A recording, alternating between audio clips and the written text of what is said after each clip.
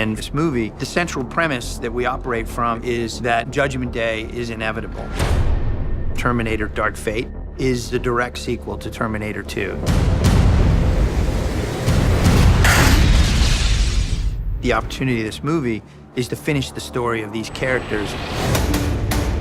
Not only Jim Cameron is coming back to produce, Arnold's coming back again, and more importantly, Linda to play this iconic character. Sarah Connor is the best of all possible worlds. Okay, we're testing what we want to do here, and then getting closer to final. Terminator Dark Fate is as big as you can get. This is probably the biggest movie that's been edited on Adobe Premiere. I've had a relationship with Adobe for almost my entire career. As a visual effects artist, I used Adobe to edit my own work 20 years ago.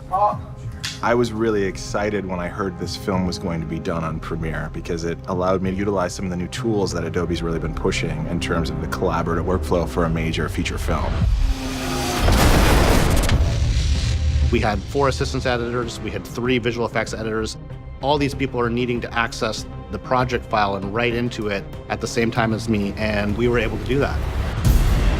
We've got 2,600 VFX shots, probably 10 to 15 people in timelines, sharing at real time. It's the sort of deal breaker for these types of Hollywood movies. That's the kind of, I think, is a total game changer for Adobe.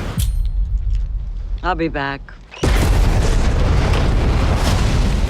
As Julian's cutting, I'll go ahead and start pulling scenes from him. If it's blue screen comps, I can dynamic link into After Effects, and with the background plates, easily go ahead and replace that blue screen so he doesn't have to sit there and watch a car scene with blue screen. He's got those comps already done. You can have people working in After Effects that are feeding back into the edit in a way that's very organic and doesn't waste a lot of time. I'm working hand in hand with the editor. He or she will come to me and say, I need this thing on the screen here, it doesn't exist, make it happen. You're developing a concept that will ultimately be done at a higher level by visual effects houses, but you need sort of a temp version to proof of concept. I'll be in Premiere, I'll be able to dynamically link that shot into After Effects and use all the Adobe ecosystem really easily to be able to create something as a placeholder or sometimes take it all the way to final, and that provides the editor what they're after to be able to show the director their vision.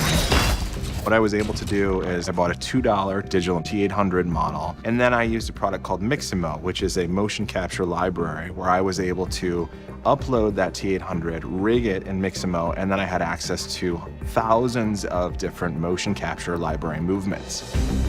Render it out and then bring it to After Effects and then create a comp where I actually had a T800 in the scene when there would be nothing and he was moving around and doing all these things, and it just blew Julian away. You may have changed the future, but you didn't change our fate. Action! We just made a major Hollywood film on Premiere, and absolutely it can be done. Premiere can withstand big, long-form movies. We have a lot of assets in this movie. We're 20 visual effects layers deep. We've got 30 audio tracks with huge VFX scenes. We do a lot of speed effects, ramps, color effects, third-party camera shake plugins, split screens. We kind of throw all this stuff at the timeline, and Premiere makes it work.